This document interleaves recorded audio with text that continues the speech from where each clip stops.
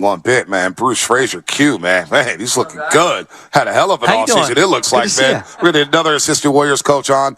Bruce Fraser, Q. He's been a part of the run here, 4 championships, as you're listening to 95.7 The Game, KGMG FM, and HG1 San Francisco, always live on the free Odyssey app. Don't forget, you can also watch us every single day on YouTube and Twitch. Sponsored by our very good friends at First NorCal Credit Union. And shout out to the Comcast Business Text Line. It is a Monster Monday brought to you by First 5 California. To learn 4 things you can do to overcome toxic stress, go to first5california.com. Q, good morning, man. It's a mouthful right there, right? Yeah. Can you do this job, man? What about the 49ers? You can talk Niners all day, right? I love the Niners. Love Johnny Lynch and the crew, San Diego guy, and Kyle, and those guys do a great job, and a bunch of great players. Fun to watch. Yeah, they are. We were talking about, when we see CMC, we knew from afar he was really good. Right. And then you see him every single game, and you're like, oh, he's even better than I thought, right? So same thing with Kevin Durant. Like, from afar, we're watching him like, oh, he's really good. And then you see him every night, and you're like, oh, yeah, he's way better than what it is. What's it like when a locker room gets that kind of like jolt of another superstar to join forces and kind of elevates the entire harbor? It's everything. I mean, we felt it with Kevin, and we had some magic even before he showed up. Absolutely. And I think the Niners had a little bit of that. Yeah. But when you add a talent like that, it just makes everything better. And man, those guys are rolling and super fun to watch. Well, we're talking about gravitational pull, right? When McCaffrey's out there, his gravity to where defense is like, okay, where's number 23 at? Where's number 23 at? It's opened up everything for everybody.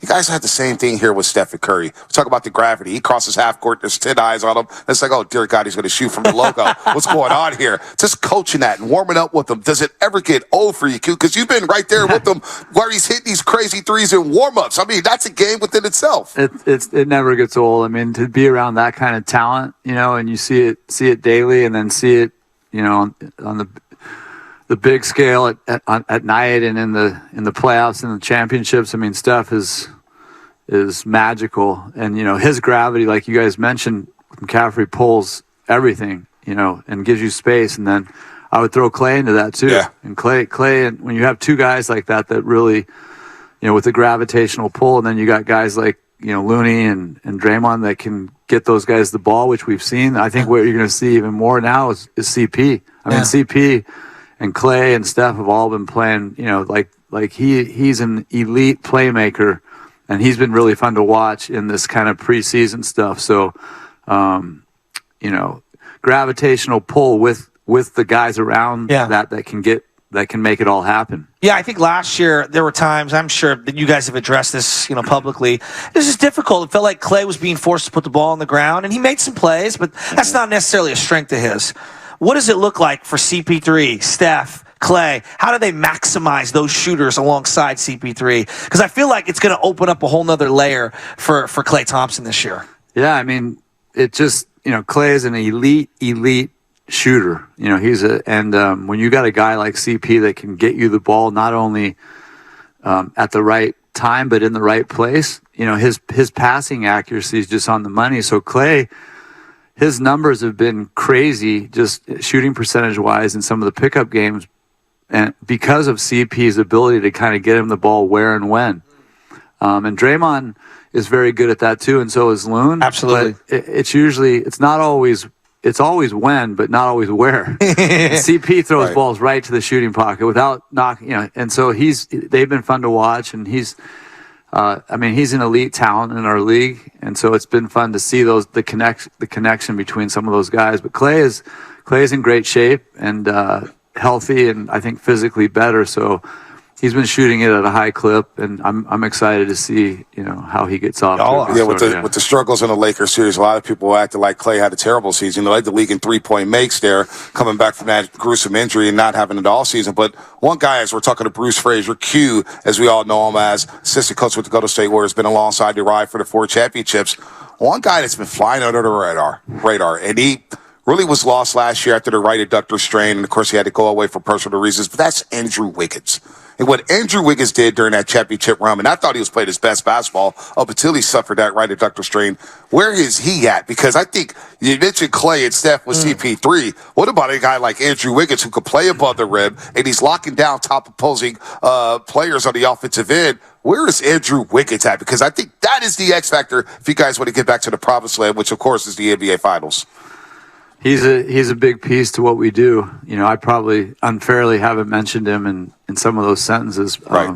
But he's a lockdown defender, versatile. He can guard multiple positions, and he's a scorer. Yep. People, his percentage, like his shooting percentages, are higher than you'd think, and you kind of underestimate his ability. But he's a prolific scorer. Great defender and a really good teammate. Good guy to have in the locker room. Doesn't say a lot, does his job, and we rely on him heavily to match up against usually the best player every night on the opposing team, and he's versatile. Yep. So he's a really kind of undervalued, or maybe not undervalued, but doesn't get probably quite the recognition. That flies under that radar. Kind of under the radar, where you're like, man, Wiggs is, when Wiggs is out, you feel it, and someone's really good when you say, "Oh, darn it, we don't have Wiggins." Got to want to use a dump on here, Q. It's okay. No, you're like our roasters, our callers. There's somebody every day that drops a bomb before a letter word or something. That's just the way our show rolls. I feel comfortable with you guys. It's all good. We're in like the era, and the Warriors kind of ushered it, Miami as well, of like positionless basketball. We've got a lot of great skill. So many small guys, though. Yep. And I look at it like the league right now is being dominated by Jokic. And Anthony Davis was spectacular, obviously, in that series. How do you guys evolve as a roster? How do you guys put out the best team out there with those dominant bigs? I know it's matchup dependent, but how do you get some of these younger guys contributing when lack of size is a problem for you? And I'm looking at this roster, and it's really like Kevon Looney and Draymond Green and not a lot else. Sarge, so how do you get, and Sarge is another one. How do you get some of these guys maybe playing bigger than their size? Well, that's without taking the out on the good question. That's to be determined. We kind of have always been strength in numbers without going back to that tagline, but that's who we've always been. We're really good when we play small.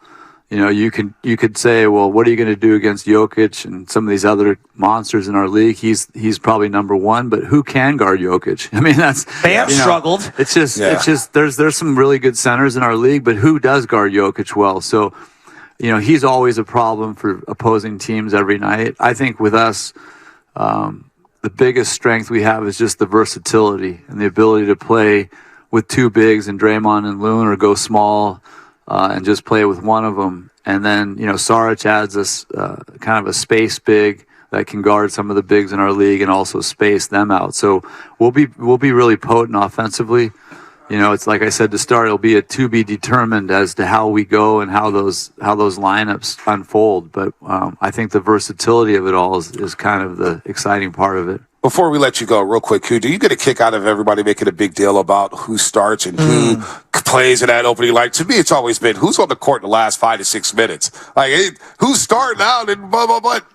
When we're on talk radio, I think it's rare when we talk about the first 5 minutes of the game, unless Steph Curry erupts for 7 threes. You don't get where I'm going, Q? It doesn't matter. What matters is winning. Yes. Winning matters. And, coming down the stretch of games, that's the key to it, and how it finishes. So you can, we've been historically a team that starts different players at times based on matchups, especially in the playoffs. And we won't change from that. It'll really be about this year about who finishes and what the result is. Yep, absolutely. All right, Q, good to hear from you, man. Good to see you. You have age. Do you know that YouTube has this most interesting man in the NBA, and it's a montage of Q? Really? Yeah. You haven't seen it? Check that out.